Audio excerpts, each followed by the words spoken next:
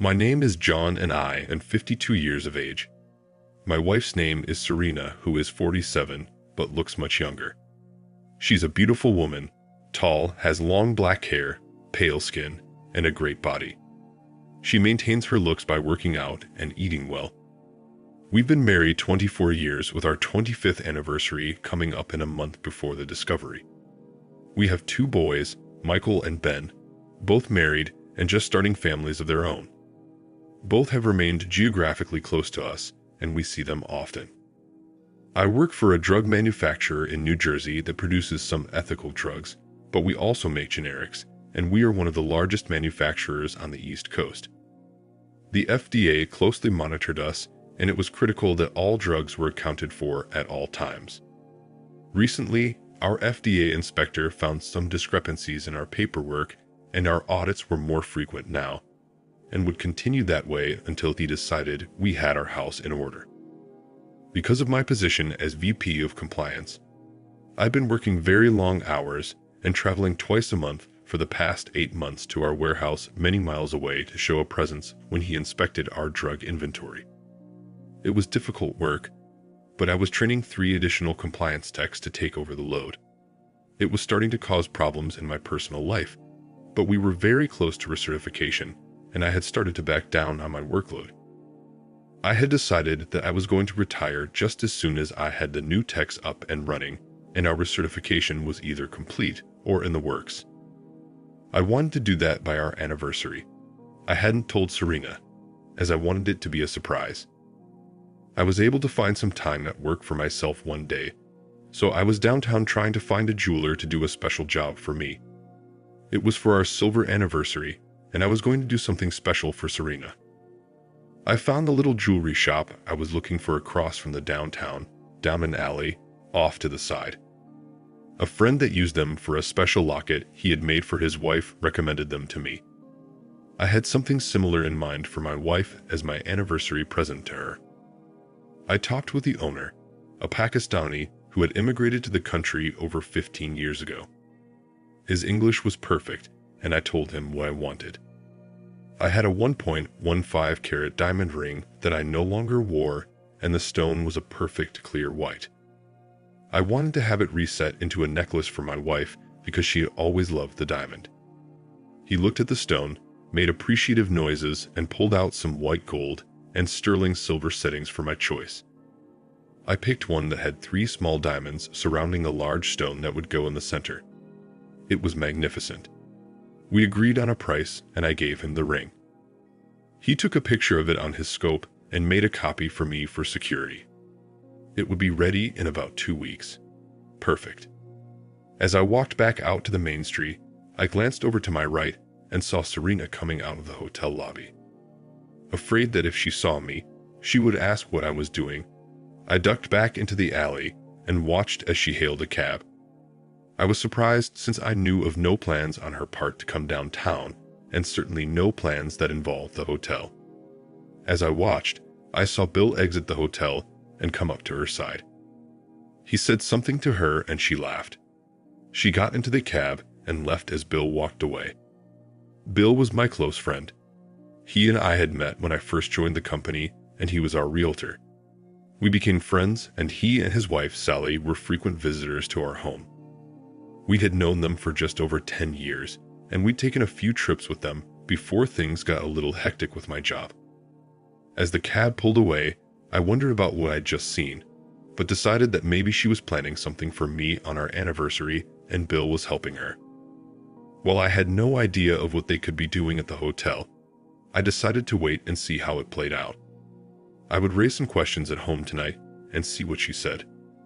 Serena and I lived in a large 2-story colonial in a very nice part of town. I had done quite well in my job and had a comfortable salary.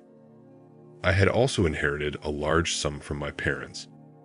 With good advice from my investment counselor, it had grown to almost twice that amount. Serena and I had decided that we would not touch it until I decided to retire. I wanted to do that now, and the time looked right.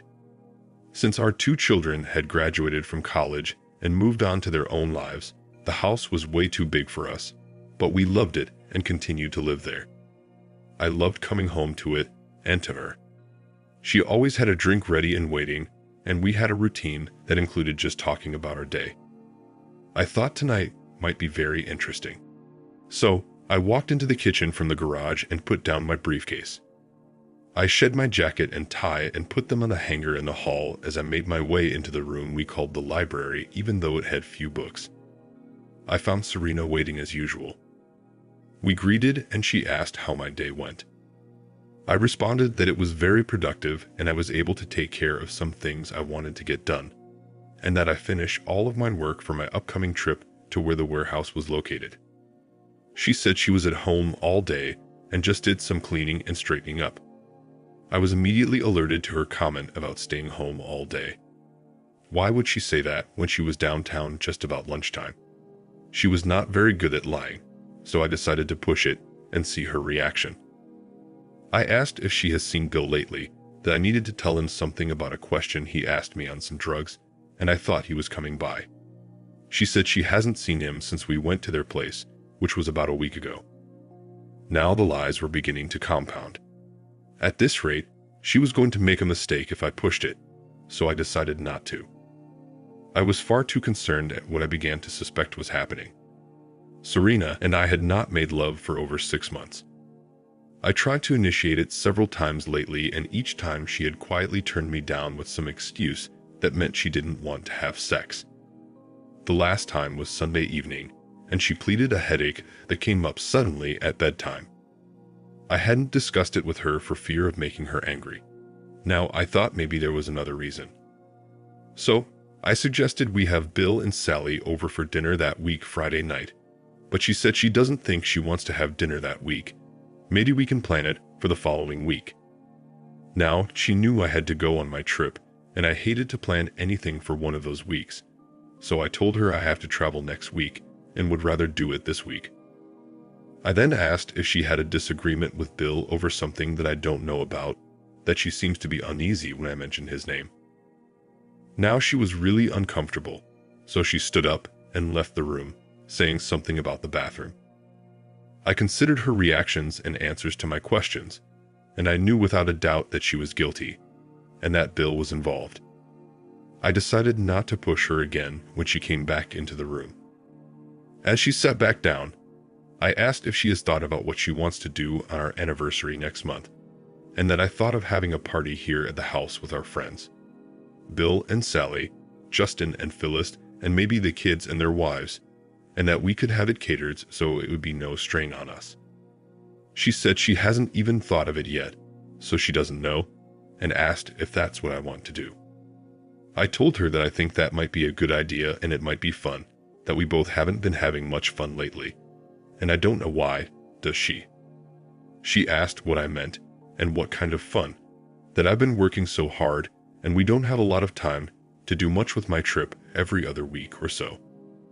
I then asked about our love life and said I haven't been too tired for that, but she's not been in the mood for the last 6 months, and I don't know what's going on, but she seems to have no interest in me anymore.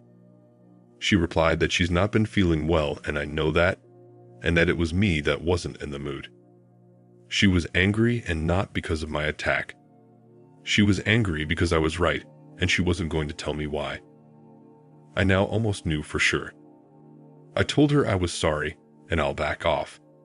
I guess she have her reasons, even though I don't know what they are, and I'll make all of the plans for the anniversary dinner next month, and she can just relax and let me do the wording. I apologized about the crack about our sex life, and told her I'll just wait till she tells me when she's feeling better. With that, I got up and left the room. I went into my study and turned on the TV. There was nothing on I wanted to watch, but I needed the time to decide what to do. I decided that my trip next week was the key. She and Bill would be too cautious to do anything while I was home, since she was now alert to my awakened suspicions. She certainly didn't think I knew anything, but she couldn't be 100% sure. The next day was Thursday, and I went into work and made a phone call to a friend of mine in the electronics industry.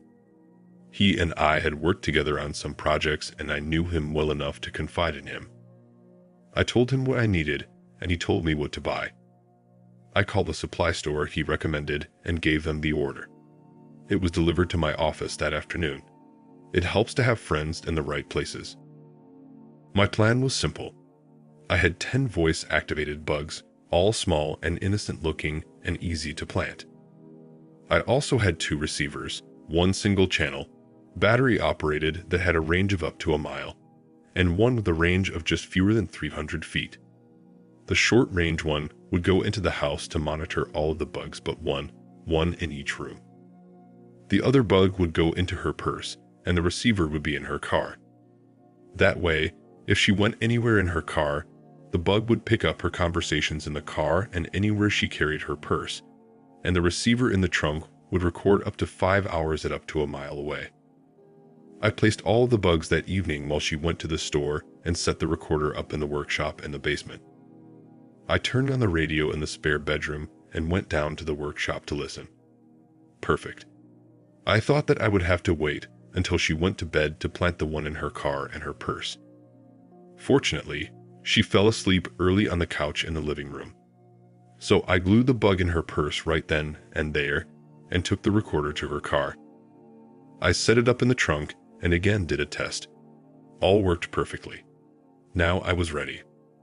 Friday went by at a snail's pace. I wanted so desperately to listen to what was happening in the house, but knew I would have to wait until after dinner to check. I was divided about what I expected to hear. On one hand, I wanted nothing to be on the tape. I wanted my world to remain just as it was. Dull, boring, but safe, and with a wife who was still true to me and our marriage. On the other hand, I expected to find that was not the case and that she was cheating on me.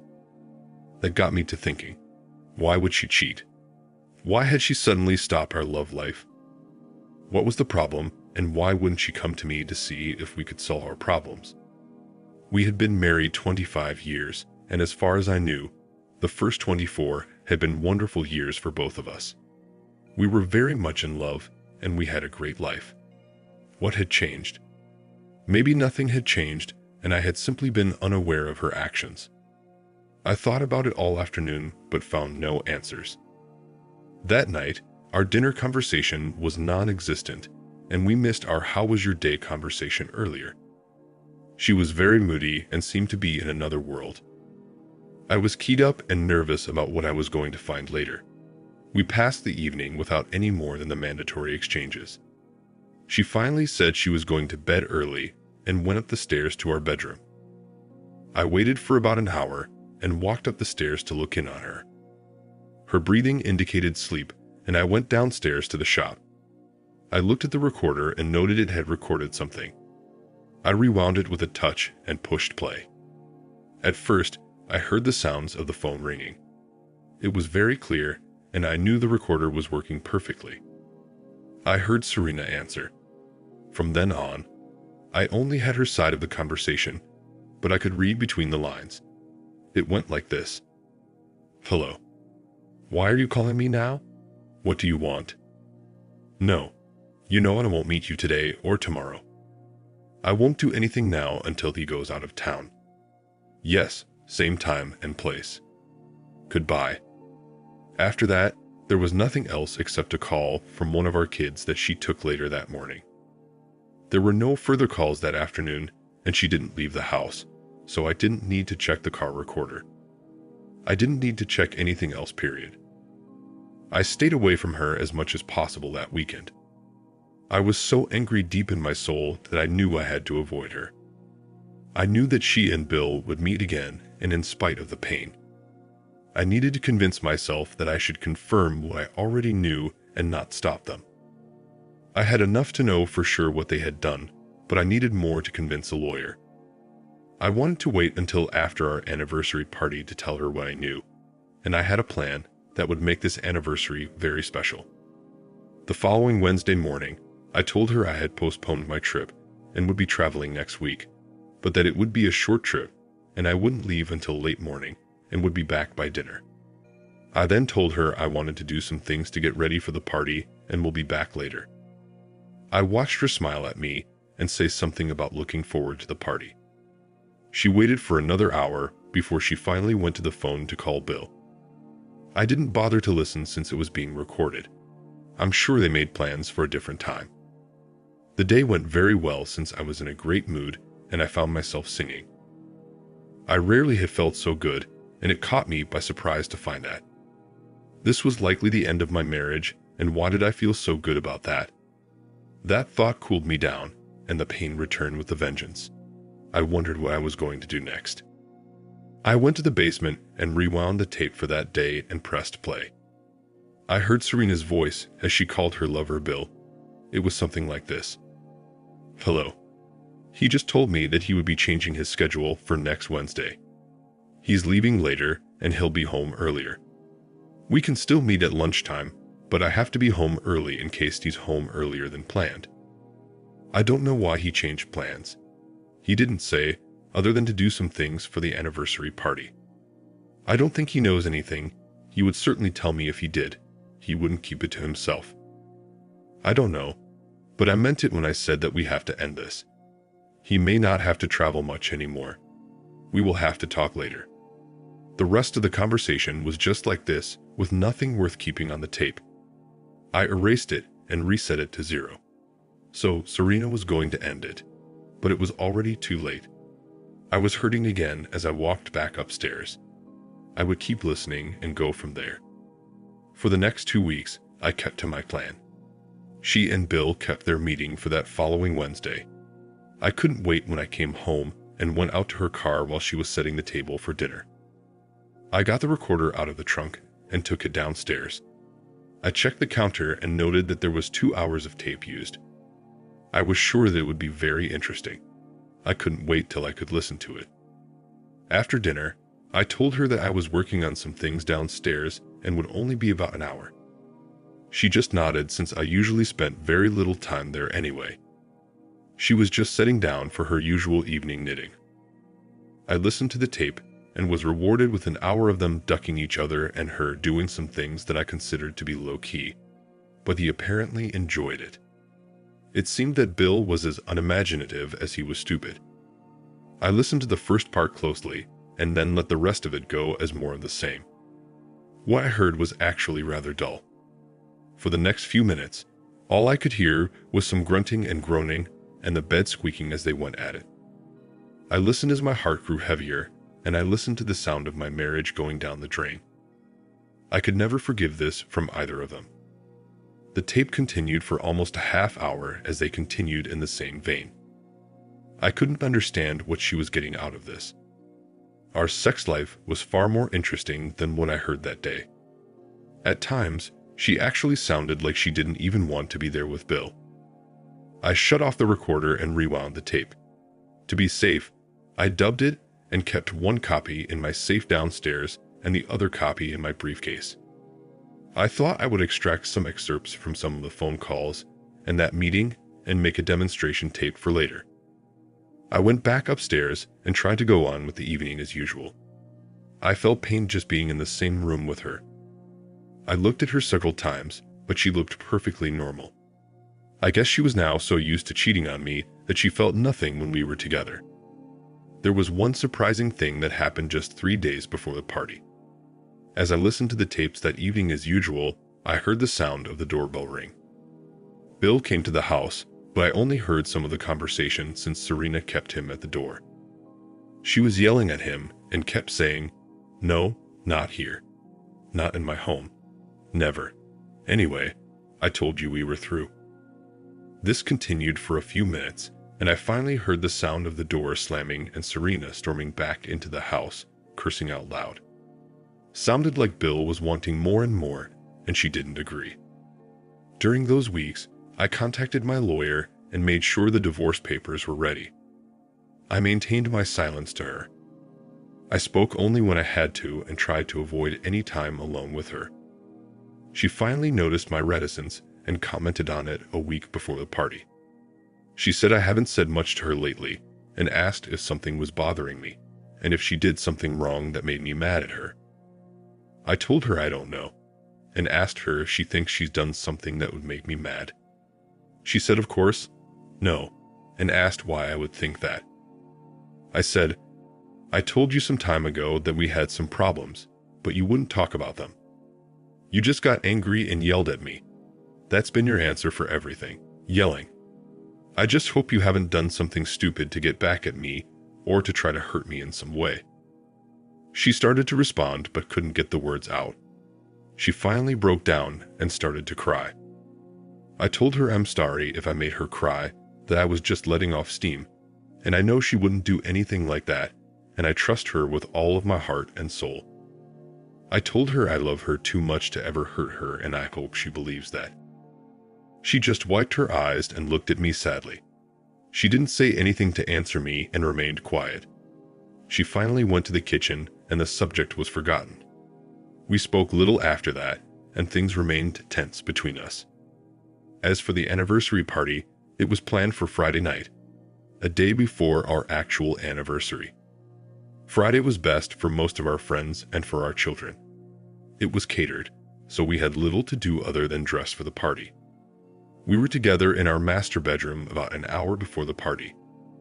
I had decided to end my avoidance that morning in anticipation of this day.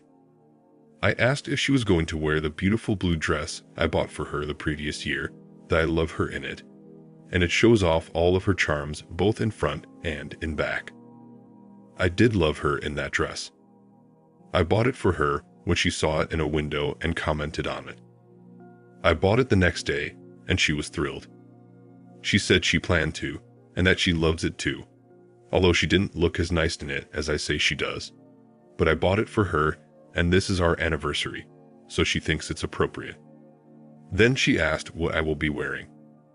I told her it's just a shirt and tie with a sports jacket, that I didn't want to distract anyone's attention from her. She blushed with pleasure and smiled for the first time in a long time. I wanted her to smile and be happy for the anniversary party. I wanted this anniversary to be remembered long afterwards. The first guests were to arrive at 7 o'clock, and we were dressed and ready by 6:45. I looked at her in that blue dress and I choked up. Tears came to my eyes as I looked at her. I had loved this woman for almost all of my adult life. She had been my life, and I was about to lose her. The pain was so intense that I had to sit down for a minute before my legs collapsed. I wanted to give her my gift now.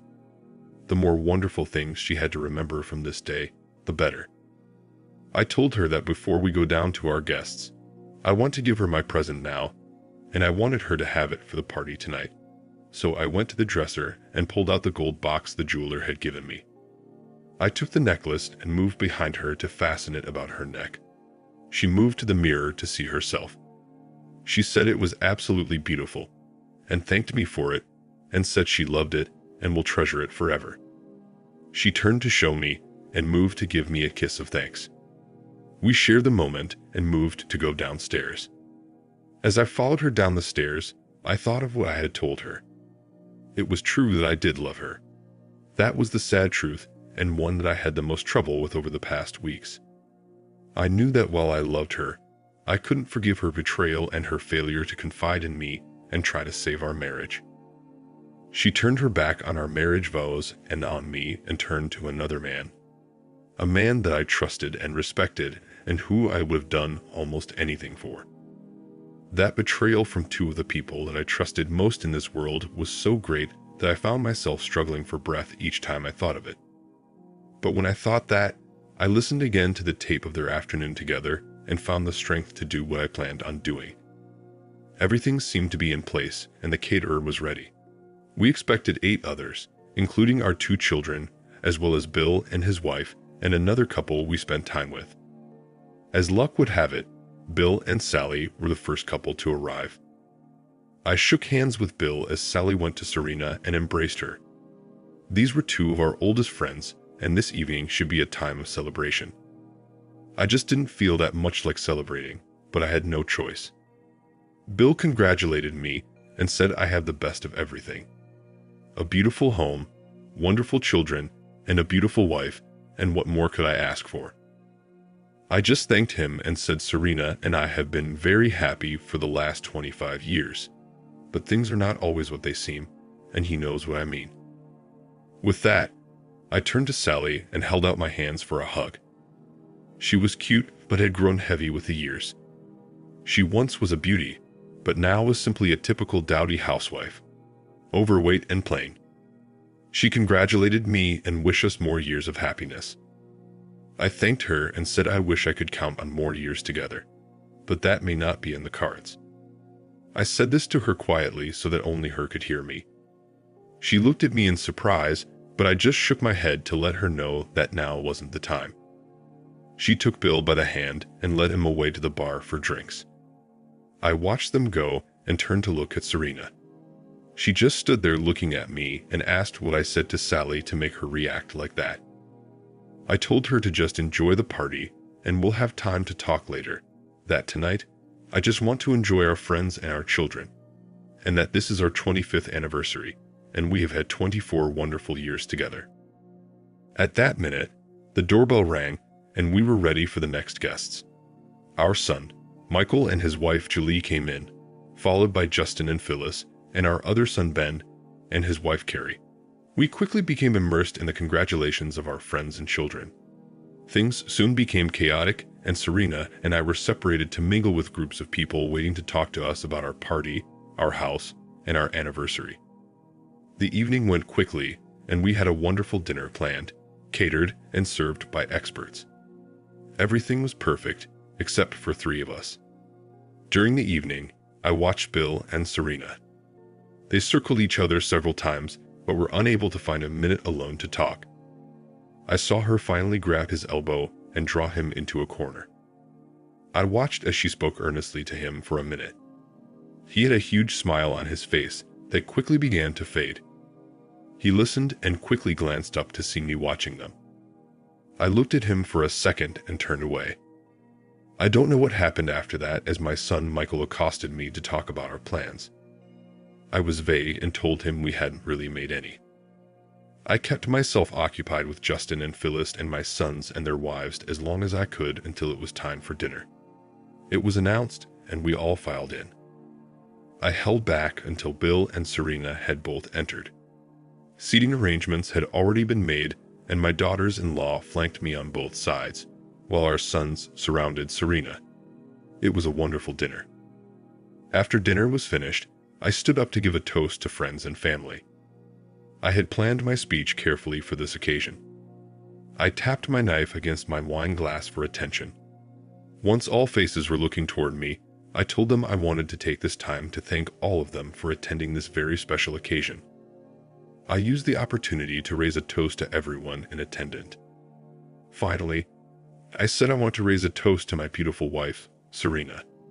Everyone looked toward her direction, so all backs were toward me as I deliberately set my glass down without sipping. Only Serena could see me. After the dinner was complete and people were sitting around in the family room talking with dessert, Bill came over to me. He looked concerned. He said he didn't know what's got me upset, but Sally and Serena have both asked him what's up with me. I told him nothing was bothering me, and I asked why does he and the ladies think something is wrong, and what have I done to make them think that. He said he doesn't know what they think, but I have been kind of out of sorts with him that evening, and that if something was bothering me, he would like to talk to me about it and maybe try to help me. I just told him there is something that I could use his help and advice with, so if he and Sally are free tomorrow morning about 8:30, they should come over for some breakfast and we'll talk. I could use Sally's input as well. I know it's early, but it's really important and I would really like his help. He said sure they can come, but I should give him a hint, and he can keep a secret if that's it. But I told him not to worry, that it was job related, but it is a surprise and I would like to tell everyone at the same time. And I'm not even going to tell Serena tonight. He finally agreed, accepting that he was going to get nothing more out of me tonight. I clapped him on the back and moved away to speak with Ben. I watched Bill talk first to Sally and then to Serena. They seemed to think that I had a surprise concerning my job that I was keeping, and Serena seemed to relax considerably. The party was winding down and the guests were all preparing to leave. I circulated the room and spoke with everyone, saying good night and thanks. I was anxious for the evening to end since it had been painful to me from the beginning. It represented a life that no longer existed. Bill and Sally were the first to leave, followed by Justin and Phyllis, and then Michael and Julie. My youngest son Ben and his wife Carrie were the last to leave, and they spoke with Serena and then left. Just before Bill and Sally left, Sally came over to me and said if I want to talk before tomorrow, I should please call her. And if there is a problem, she's willing to help. With this, she gave me a hug while Bill looked on saying nothing. I thanked her and said I certainly will let her know if I need someone to talk to. I then told her I'll see them both tomorrow, and she nodded and left. Her simple statement of caring caused me more pain at that moment than anything Bill and Serena had done. The problem with all affairs is that innocent people are always the ones to feel the pain the most. I had made arrangements with the caterers to take away any perishables and come back about 10 the next morning to clean up. They were just finishing up when I walked into the kitchen. I looked around for Serena, but didn't see her. I asked after her and was told that she had said goodnight and gone upstairs. I waited a few more minutes till they left and then turned out the lights. I had a few things to do in the den, and then I went upstairs. I walked into our bedroom and saw Serena still dressed, sitting in one of the 2 chairs that comprise our sitting area. I walked over to the other chair and sank down heavily. I looked at her and felt nothing but pain. No anger, no desire for revenge, just deep crushing pain. With difficulty, I smiled at her and said that I thought the evening had gone well. She returned the smile, but I could see the concern on her face.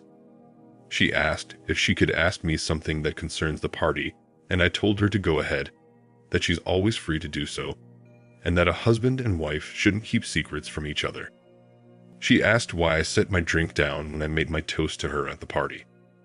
I told her I don't know, and asked what she thinks. She said she really don't know, and I haven't said anything to her about doing something wrong. Then she asked if she has displeased me in some way. Once again, I said I don't know. Then I asked if there's something she has done that would make me angry with her, but she said no, and that she has tried to think of what it could be, but she just don't know what's wrong. I told her I'm sorry, but I don't quite believe her, and I think there are some very serious problems in our marriage, but I am too tired to talk with her about them tonight, and I'm going to sleep in the guest room, and we could talk the next day.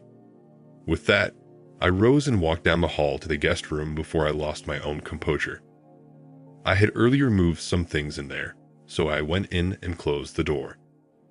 I had never slept in the guest room in all the years we had owned the house, nor had I ever locked my loving wife out of my bed.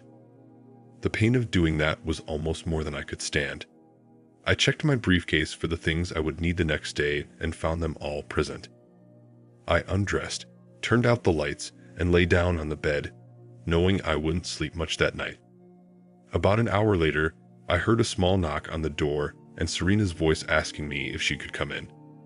She knocked again, but I didn't answer her, and she eventually stopped and went back to our bedroom. I lay there with tears finally coming, and I fell asleep dreaming bad dreams. I awoke at my usual time of 6:45, but decided to stay in bed a while longer. I usually got up and was downstairs by 7:15 for breakfast, but I wasn't hungry that morning. I had no appetite. I remained in the room until I heard her go downstairs and then went into the bathroom. I went back to the room and remained there until almost 8:15 and then went down with a heavy heart to face her. When I walked into the kitchen, she was sitting at the kitchen table, not moving or looking up as I entered. With false bravado, I said, "Good morning. Is there any coffee? I could really use a cup." With that, I walked over to the machine and poured a cup of coffee that had already become rather thick. It had been made hours ago and was now bitter, but I drank it anyway since it seemed appropriate with my mood. She still hadn't said anything, so I walked to my seat across from her with a morning paper and my cup of bitter coffee and waited for Bill and Sally to arrive. I didn't tell her they were coming, so it would be a surprise to her when they showed up. As I folded my paper ready to read, she looked up at me and asked in a very quiet voice if I suspected her of something, and if that's what this was about. I saw now that she had been crying, but I really didn't want to get into it until her lover was here. But if they weren't on time, I couldn't avoid it. I was just about to say something when the doorbell rang. She looked up in surprise and wiped her face before going to the door. She opened it to see Bill and Sally standing there. In a surprised tone, she asked what the couple was doing here at this time of morning. But Bill answered that I was the one that asked them to come over last night. He was surprised that she wasn't expecting them. I think Sally noticed her and asked if she was all right, that she looked like she'd been crying, but she said she was fine and welcomed them in. She came to find me to see what I had done and asked why I invited Bill and Sally this morning and what was going on. Without answering her, I walked into the hallway to see them and welcomed them in a booming voice. Once everyone was seated, Bill and Sally sitting side by side on the couch and Serena sitting in her favorite chair looking frightened, I walked over to my briefcase and pulled out 2 8x10 manila envelopes. I moved with them to the center of the room and faced all 3 of them. I told them I have given this a lot of thought and I have some surprises for each of them. I said I've been working some very long hours and traveling more than I should have, but I felt it was necessary and that there were a lot of people depending on me and I couldn't let them down. But I hired 3 new guys and they are finally able to handle the job by themselves. It has been my plan to retire just as soon as I felt I could leave. And that time is now, and that a week ago, I resigned from my job and told myself it's time to rest. Serena then asked why I didn't say anything about it, that she would have supported my decision, and that she knew that my job was getting me down. Bill chimed in as well and said I don't have to work for a company that doesn't care about what's best for me, and let them try to do without me for a while. I told them I'm glad to see that they both support my decision, and that I was planning on taking my wonderful wife on a trip, beginning on our 25th anniversary, and that I had booked a flight to Miami, and from there we would pick up a sea cruise. Serena then asked what I meant by I was planning on taking her. I paused a moment. This was it. There would be no turning back once I did this. That was when I dropped the bombshell. I told her I just thought that it would put a strain on her meetings with Bill at the hotel on Wednesday afternoons if she wasn't going to be here. Immediately, all 3 faces were fixed on me now, and this was the moment of truth. Now it was out in the open. I walked over to the table and pushed the play button on the recorder sitting there. I had made a tape with excerpts of their conversations. I thought the first few words of their last Wednesday meeting would be most appropriate. From the small speakers, we heard Serena's conversations with Bob. I turned the tape off and watched the faces of the 3 people staring at me. She looked like I had just slapped her across the face. She went still, and her eyes wide open. I had never seen her as pale as I did then. She fell down into the chair with her hands over her face. I heard her say in a soft voice, "Oh please, God, no." I looked to Bill and saw a look of shock on his face as well, but more interesting was the look on Sally's face. She was furious. Serena was now sobbing openly, and she was looking at me with eyes filled with tears. She asked how long I've known and said I should let her explain herself. Sally jumped up from the couch with a look of anger and fury on her face. Bill also stood and turned to Sally just as she let him have it. She slapped him with her open hand as hard as she could and just glared at him as he staggered back. The smack sounded like a crack of thunder. Sally was on a roll and Bill looked as though he had just swallowed something rotten. She turned on Serena with real venom and said she has just ruined 2 marriages, and that Bill is a lousy lover anyway. I decided I had better get back into the conversation before Sally killed somebody. I asked Bill to get out of my house right now, and I never want to see or speak to him again, and that he was supposed to be my friend, but he stabbed me in the back. I told Sally that I have something for her and that she will want to take. It was a complete record of phone calls between the 2 of them, and it is very graphic in some spots. It should help her if she intends to divorce him. So, I handed her a bulky 8x10 manila envelope. She took the envelope and stormed out of the house with Bill trailing along behind her. He seemed completely confused and lost. I really hoped Sally would make his life a living hell from that point on. I turned to Serena, who had been standing still sobbing and watching the whole sorry thing between Bill and Sally. She must know by now that she had destroyed Bill and Sally's marriage. I congratulated her and told her Bill and Sally were two of our oldest friends, and she has succeeded in destroying both of their lives, and I hope it was worth it, and that Sally was a wonderful, kind woman who didn't deserve what she and Bill did to her. She continued crying, saying I have to let her explain. She said I've been so busy and she was so alone and Bill was only trying to be a good friend, and that they just took it too far, and that it won't happen again, and I have to forgive her and let her make it up to me. I waited patiently till she finished. It was no more than I expected from her. I told her that after I discovered her affair, I did a lot of thinking. I went through days of pain because of her betrayal. I wondered what she was capable of and whether she had done this before with others. I wondered whether I could live without her if I were to leave her. And I wondered about the boys and what they would think. She cried and said we don't have to tell the boys. And she has never done anything like this before with anybody else. That she and Bill only met a few times and only the last 2 months or so. And I have to believe her when she says she loves me and wants to be with only me. She added that Bill was just there when I was gone, and he complimented her and the way she looked, and he was so friendly, and that she was so lonely, and he was there for her. I told her I understood what she did, but not why she thought it was acceptable to do it, and I could have forgiven her if she had come to me and insisted that we try to find out what was wrong in our marriage. I could have accepted it if she had confronted me and insisted that we go for counseling, but she never bothered, and she never tried to fight for our marriage even when I asked her about it. Now she just turned to another man and gave him everything she promised only to me, and I can't forgive that now or ever. With that, I handed her the second of the 2 envelopes. I told her these are divorce papers. I had them made out last week after I quit my job, and that she'll be well taken care of.